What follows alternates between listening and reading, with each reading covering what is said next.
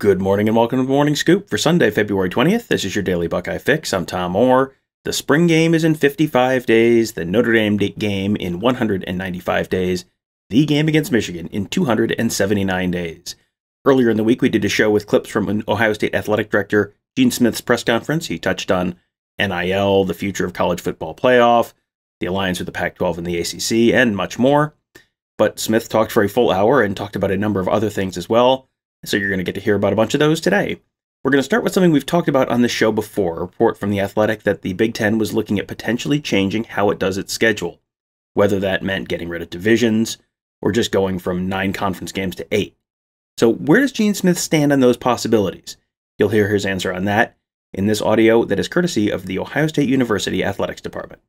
I think Ohio State should just be picked every year to go, but no, we've talked about it as ADs. We haven't come to any conclusions. We talked about 8 versus 9 in the regular season. We haven't. I think the preference that most preference is for 9, but we haven't voted on that. We have a meeting in May where we'll kind of probably finalize some thoughts around that. The same thing with divisions. We've talked about divisions. We're going to look at some models. Again, in May, our hope is to hopefully conclude our thoughts around that. Little of that is tied to the CFP and what might emerge around that process. So I personally don't have a preference. I'm okay with losing the divisions. Although I'd like to go back to legends and leaders, but I'm just kidding. But I'm okay with losing divisions, but I'm interested in seeing the models first. One of the things I want to make sure we do is try and mitigate some of the issues. One of the issues that has been challenging for a number of our schools is a student athlete can go through 4 years and never play at a certain place. And so I want to see if there's a way to fix that. I don't know that. I'm not the schedulers know those things. And so we got to protect our rivalries. Obviously we got to do that. So in the new models where there's no divisions, what does that look like? And then with the CFP, what's the value of the championship game? I don't know that. We got to talk about that. Is that something that in the CFP calendar and structure, is that still as valuable as it's been? So all that discussion's ongoing, and I really don't have a strong preference yet. I want to listen to my colleagues. I want to learn, and I just want to protect our rivalries and try and find a way to make sure kids have a chance to play everywhere. This offseason is a lot different than many for the Ohio State football program. For the first time since 2012, they're entering a season after a loss to Michigan. And for the first time since 2017, they're coming off a year when they failed to win the Big Ten. So what has that been like inside the program and inside the walls of the Woody Hayes Athletic Center? It was hard. I mean, it was hard, not just, in this building, but from the time that we got on the bus and came home. And that's not something that we ever want to experience again. And it's not something that we really think should ever happen again. And so our expectation is to every year win that game, and we have done that historically. So how do we respond? What I try and do is your athletic director is, step back and look at the big picture, and I did that with the whole season. As I considered that game, we were young. We grew as the season went on. I really felt we grew. We were young in a lot of positions, and I turned the page immediately to, okay, what do I need to do to help Ryan Day do what he needed to do to fix it? Because in this building, that was his mindset was, okay, I gotta fix our defense, for example. I gotta help create more leadership among the players. And so he's done that. So how do I help him? So the mood in the building was felt more for me through him and what he was trying to do. I really love the reaction and how we responded in the Rose Bowl. I think that was a direct result of him trying to get more leadership from the players. Great teams have talent, they have great coaches, but at the end of the day, players at some point in time got to take control. They got to take control of the locker room. They got to take control of the game. And if you want to be a champion, there was just so many puppies last year. You know, if you really think about it, one of the youngest teams in our history. But anyway, that's longer than you probably wanted. But at the end of the day, it was not a great place to be. So I enjoyed mat drills this morning.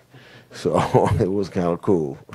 One of the changes after that Michigan loss was hiring a new defensive coordinator, Jim Knowles. He'll be paid close to $2 million this year.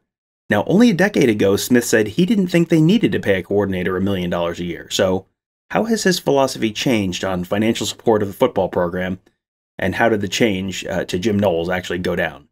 And it was somewhere in that window of time, maybe 10 years ago, we had our first $1 million assistant coach, and it wasn't a resistance. It was more of the fact that we didn't have to go there, frankly. And so, we started to go there. We've trickled there. And this year, throughout, from the middle of last year all the way to after that Team Up North game, he and I had consistent conversations about, okay, what do we need to do with the defense? How do we get to that? And then when he had his clarity, I just told him, I said, go find him. Go find that guy. And he had a number of names, and it was a weird time because, fortunately, historically, that week after the Team Up North game, we're not recruiting. And he was out recruiting, and really they called me almost every night talking about candidates, people we talked to, and he ultimately narrowed it down to Jim. And we looked at his compensation, what was out there, and I just said, hey, we got to do what we got to do. And fortunately, I had the support of the president, and we just went to where we went. And so it wasn't, we have to fix our defense. And it's the same thing was true with the other assistants after that.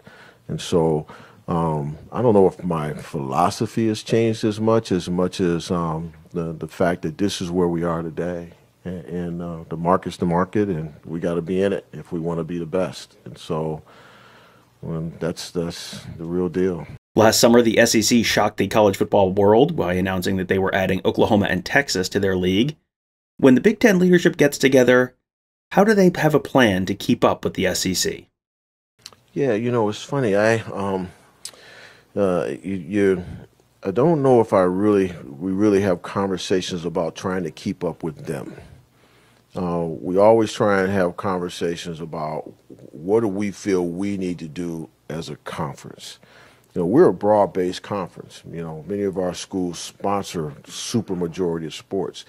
They don't. They average 19. And so it's a whole different philosophy. And so we talk more about, what do we need to do for the Big Ten to keep the Big Ten as valuable as it is in our footprint for our fans, for our athletes, and our television partners. And those are the conversations we have. It's rare that we, compare ourselves, to even the ACC or the Pac-12. In the Alliance, if we were just looking at TV value, we're more valuable to the Pac-12 and the ACC than they are to us. So we don't have those conversations. We just talk more about, in the Alliance, the fact that we think similarly when it comes to different pieces of legislation. We got 41 votes.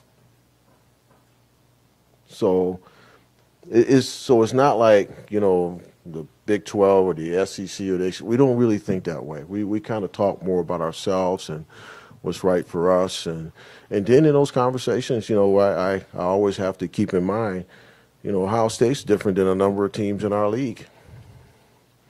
So I'm a part of that family and part of that team.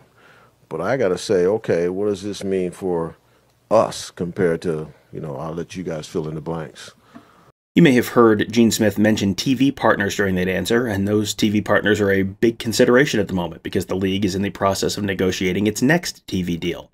ESPN is in an exclusive negotiating window right now, but the league is broadly expected to let that expire and take their rights to the open market. Then they could be looking at a ton of money. Now, CBS, NBC, Fox, maybe some streaming services, they're all expected to be fighting to win those rights. and the league's total take could end up north of $1 billion per year. So here's Smith breaking down where things stand with the TV deal right now, and then he's going to have a little back and forth with Doug Lesmerises of Cleveland.com.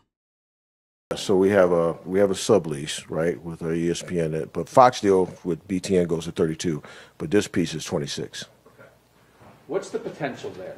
I don't know. That's the thing that we're not really sure of. We want to make sure that we have flexibility to consider other platforms, right? The different ways that people watch television, but I don't know. I mean, that's the hard part. We're having conversations, we're learning, we're using a consultant, all those type of things, but we're trying to figure that out. First and foremost, we're talking to our current partner, ESPN, which is where we may end up, and then how with them and Fox do we make sure we, provide access for these other platforms to give us some flexibility, a la carte, so to speak. But I don't know. That's a real interesting. That's what we're going through right now, is trying to figure out what is that potential, and giving us flexibility. The potential in revenue is probably big, but we don't know that for sure. We just started. So the $1 billion for the league is nice, yes. But besides the money, what is Ohio State most interested in seeing out of that new TV deal? Here's Smith's answer on that.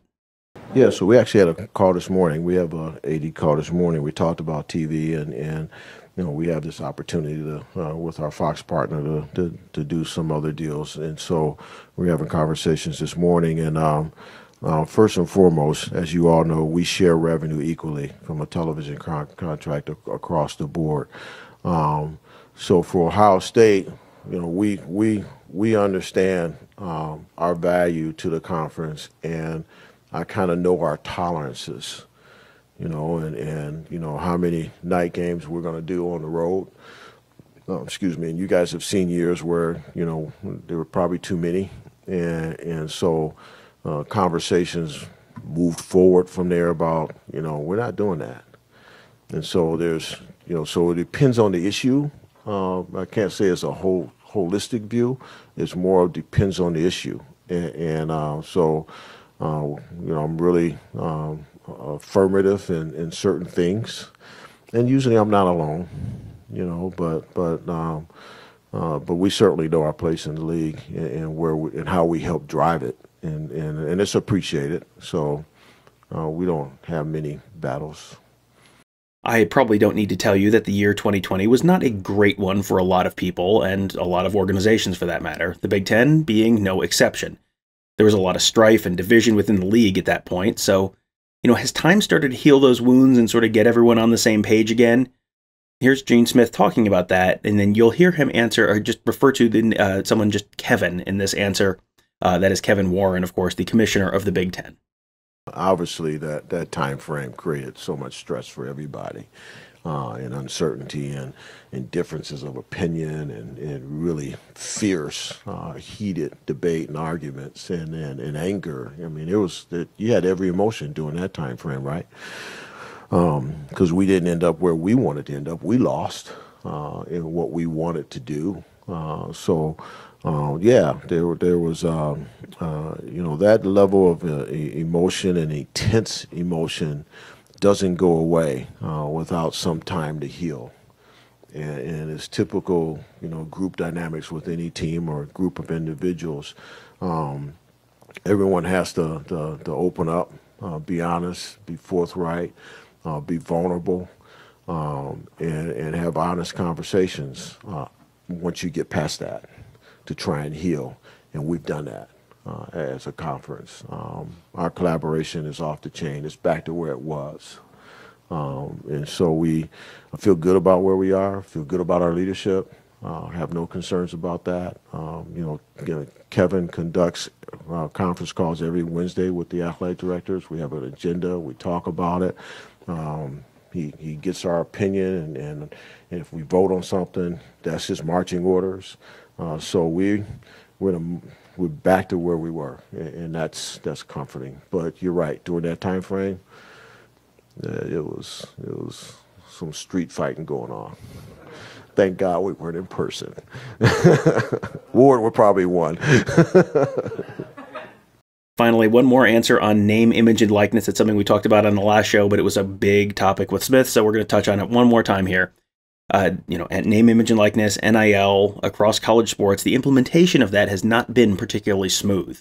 And there are a lot of different rules and laws in place in all sorts of different places across the country, and the controls at the national level have been close to non-existent. So how much of that could have been solved if the NCAA and its member schools had just taken a more proactive approach instead of fighting it and kicking and screaming at every step of the way for literally decades? No, I think it came too late, and the NCAA didn't dodge a bullet because it came too late. It's kind of like cost of attendance. I mean, some of you remember that battle. I mean, at the end of the day, all of that was too late. We had that scholarship model for decades, and it was flawed. And we couldn't get it in place because we were part of 353 schools in Division I, as opposed to the FBS schools who were voting on it themselves and making their own decisions because we're different. So that's another conversation. But at the end of the day, no, the NIL was too late. Cost of attendance was too late. Paying for parents to travel to postseason was too late. All those things were too late. Had we done many of those things years ago, we'd be in a different place right now. I can go back to different meetings all the way into Marco Island at the Marriott and in the Dallas in the Anatole when it first opened, where all these things were talked about, but you couldn't get it done. Yeah. And so, to your question, no, way too late. Way too late. We've been on the defensive as an NCAA forever. I can't remember a time where we ever were on the offensive. So we're too late. Which is why pressure groups and interest groups are ruling the day. Well, I hope you guys enjoyed that show. We don't get to talk to Gene Smith all that often, so when we do, there's a lot to talk about, and there's a lot going on in the college athletics realm right now, and he is one of the most plugged-in people in the nation. So when Gene Smith talks, a lot of people listen, and I'm glad you guys thought it was worth listening to that as well. So hope you guys enjoyed that. You can check out all of our other great podcasts as well if you're looking for something else to listen to. We have Buckeye Weekly, we have Big Me Kickoff, we have Around the Oval, we have Gives in the Bank. You can find them all just by searching Buckeye Scoop on whatever podcast platform you're listening to this on. You can subscribe right there, leave us a 5-star rating and review as well, which will help other folks find those shows. And you can also find them on YouTube, on our YouTube channel at youtube.com/Buckeye Scoop. Anytime you watch one of our videos, we would genuinely appreciate it if you hit the thumbs up button. That will help other folks find those shows. And if you're enjoying what you're seeing, hit that bell, subscribe to our channel, and then you get notified every time we post a new video so you never miss a thing. Thank you all for joining us. Have a great day. We'll talk to you tomorrow.